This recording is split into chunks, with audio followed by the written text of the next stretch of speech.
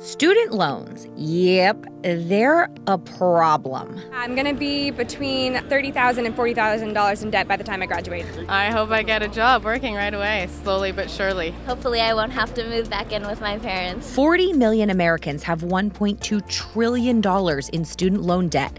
That's more than auto loans and credit card debt. And that student loan number, it's tripled in the last decade. And a lot of us want to know, do these candidates have a solution? Here's our report card. First up, Hillary Clinton. Under the new college compact, no student should have to borrow to pay tuition at a public college or university. So how does Clinton want to make this happen? Her plan, the new college compact, aims to increase funding to states and colleges, cut interest rates, and allow loan refinancing. And the cost? Just $350 billion over the course of 10 years. But Bernie Sanders is going even bigger. All public colleges and universities in America must be tuition-free, that we're going to deal with the issue of student debt. His plan, the College for All Act, and it aims to refinance loans, stop the government from profiting from them, and tax Wall Street to pay for it. The price tag, $47 billion per year.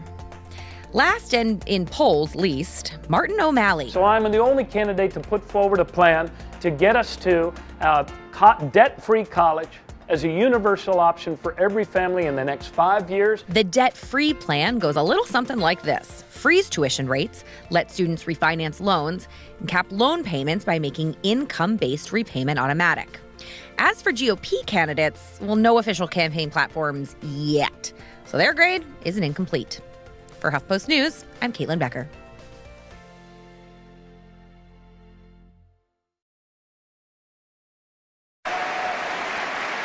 Now let's meet the candidates.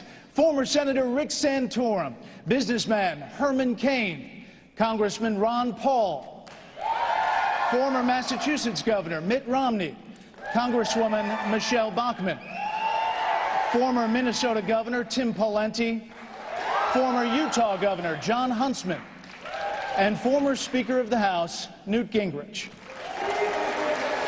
Joining me at the desk tonight, my Fox News colleague and anchor of Fox News Sunday, Chris Wallace, and from the Washington Examiner, Byron York and Susan Ferruccio. We're gathered tonight at a very unsettling moment for Americans. We've watched the stock market on a wild roller coaster ride this week as people are anxiously tracking their balances in their retirement accounts and college funds. About 14 million people don't have a job tonight, and millions more have given up looking or have taken part-time work to try to scrape by. The nation's credit rating was downgraded for the first time in history as we try to get a handle on the country's skyrocketing debt. And just last weekend in Afghanistan, more American lives were lost than on any other day in this decade-long conflict. So tonight, we are respectfully asking you, the candidates, to try to put aside the talking points, to try to put aside the polished lines that get applause on the campaign trail here in Iowa and around the country, and to level with the American people, to speak from the heart about how you would navigate this country through the challenges America faces. So let's begin. Congresswoman Bachmann, you say you can turn the economy around within 1 quarter by cutting taxes, reducing spending, and repealing the health care law. In fact, this week you said, quote, "It isn't that difficult," and, quote, "solutions aren't that tough to figure out." Isn't it unrealistic to suggest that something as massive and complex as the U.S. economy can rebound in just 3 months?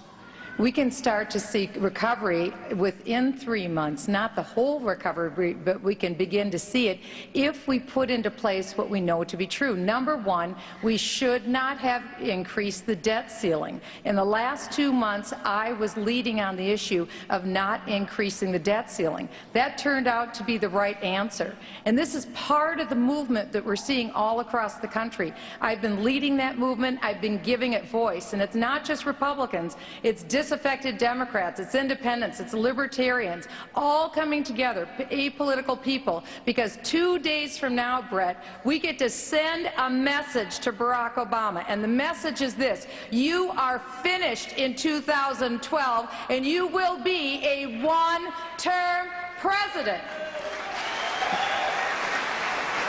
Governor Romney, Congresswoman Bachmann says she can start to turn the economy around in 3 months. How long would it take you? Well, I'm not going to give you an exact time frame, but I can tell you this, that if you spend your life in the private sector and you understand how jobs come and how they go, you understand that what President Obama has done is the exact opposite of what the economy needed to be done. Almost every action he took made it harder for entrepreneurs to build businesses, for banks to make loans, for businesses to hire and to build more capital. What needs to be done, there are really 7 things that come to mind. 1 is to make sure our corporate tax rates are competitive with other nations. Number 2 is to make sure that our regulations and bureaucracy works not just for the bureaucrats in Washington, but for the businesses that are trying to grow. Number 3 is to have trade policies that work for us, not just for our opponents. Number 4 is to have an energy policy that gets us energy secure. Number 5 is to have the rule of law. 6, great institutions that build human capital, because capitalism is also about people, not just capital and physical goods. And number 7 is to have a government that doesn't spend more money than it takes in, and I'll do it. Governor Romney, you mentioned leadership on the economy. You are the front runner in this GOP field. Yet when it came to weighing in on the debt ceiling deal in Congress, something that had a major impact on the economy, many on this stage say you were missing in action. Some columnists even said you were in the witness protection program. Then just hours before the House voted, you released a statement saying you could not support the bill. Is that leadership? You know, this is a critical issue, which is how big is the government going to be? Back in the days of John F. Kennedy, the federal government took up, along with the state and local governments, 27% of the economy. Today, government consumes 37% of the economy. We're inches away from no longer having a free economy. And so this was a critical issue, and therefore, well before the debate got pushed along, I signed a pledge saying I would not raise the debt ceiling unless we had cut, cap, and balance. And that is the view I took on June 30th, and I reiterated that throughout the process, and frankly, all the way to the very end. Just so everyone knows, when candidates go over the allotted time, they've agreed to this system, that's what you hear, the bell, and we'll try to not ring the bell that much. It's not the doorbell. So to be clear, and just to be clear here, you echoed Congresswoman Bachmann and Congressman Paul in being against that final compromise deal. So to phrase it another way, if you were president, you would have vetoed that bill? Look, I'm not going to eat Barack Obama's dog food, all right? What he served up was not what I would have done if I'd have been president of the United States. I know, but that bill was the deal on the table, Governor. If I'd have been, well, I'm not president now, though I'd like to have been. If I were president, what I would have done is cut federal spending, capped federal spending as a percentage of the total economy, and then worked for a balanced budget amendment. If we do that, then we can rein back the scale of government, and that's the right thing to do. And that's what I said is that in June 30th. Okay. Congressman Paul, as you know, when Standard & Poor's downgraded the country's credit rating last week, one of the reasons S&P listed was because of partisan gridlock in Washington. Congressman, what specific things would you do as president to increase growth, calm the markets, create jobs that could pass through a divided Congress? Well, they didn't downgrade it mainly because they couldn't come to a conclusion. They couldn't come to a conclusion because they didn't know what was going on. The country's bankrupt and nobody wanted to admit it.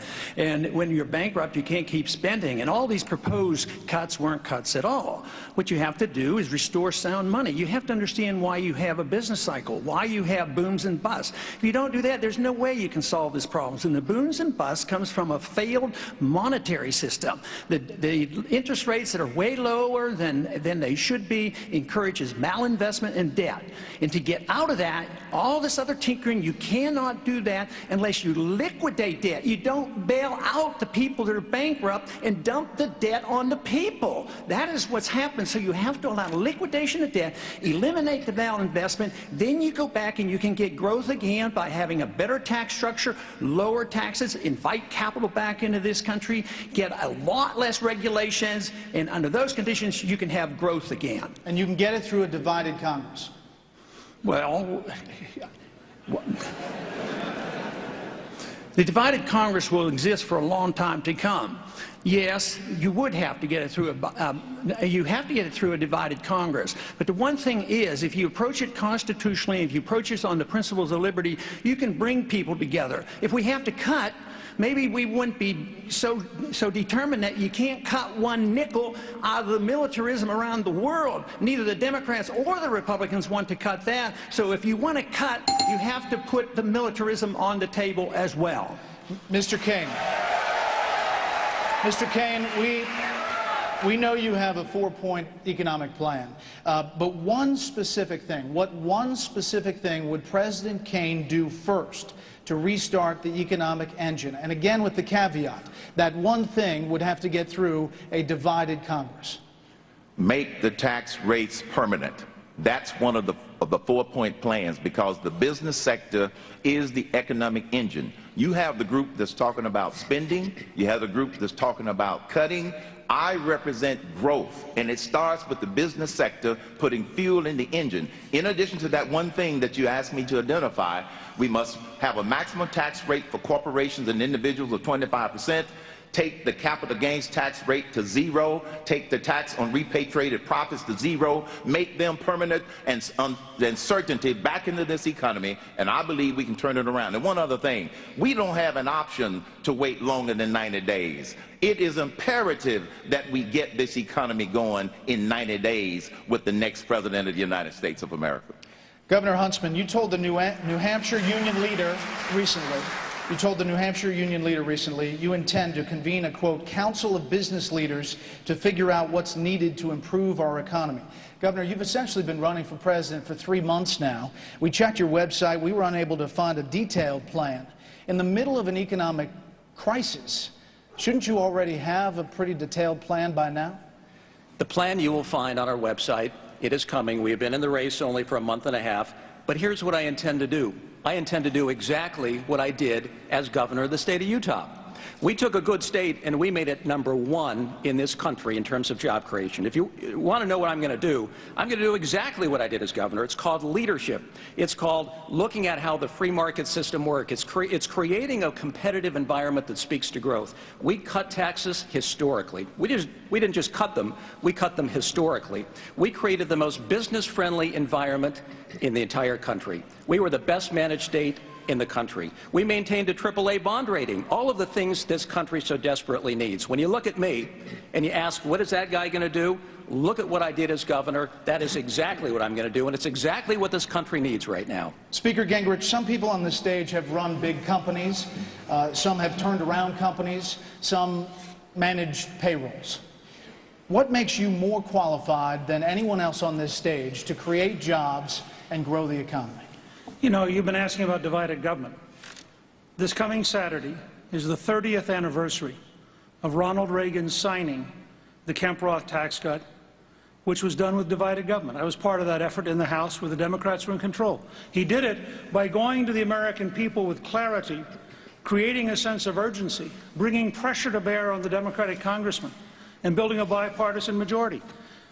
That tax cut led to 7 years of growth, which in our current economy would be the equivalent of adding 25 million jobs, $4.4 trillion a year to the economy, and $800 billion in new federal revenue.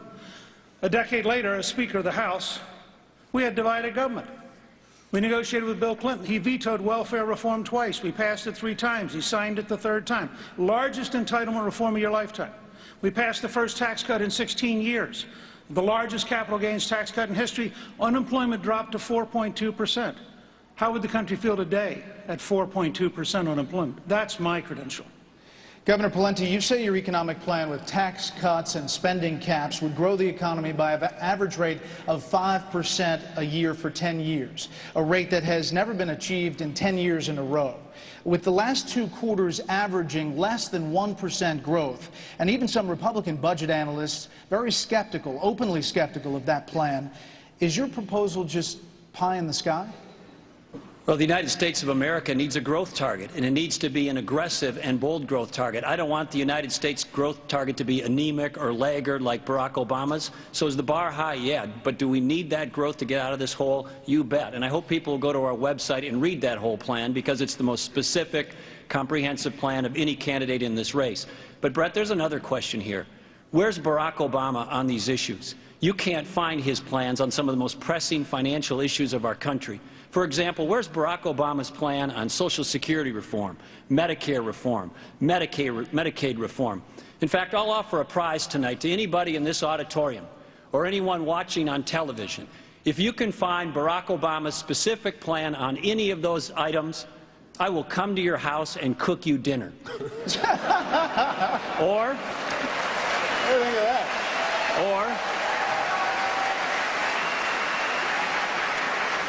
Or if you prefer, I'll come to your house and mow your lawn. But in case Mitt wins, I'm limited to 1 acre. 1 acre. Oh.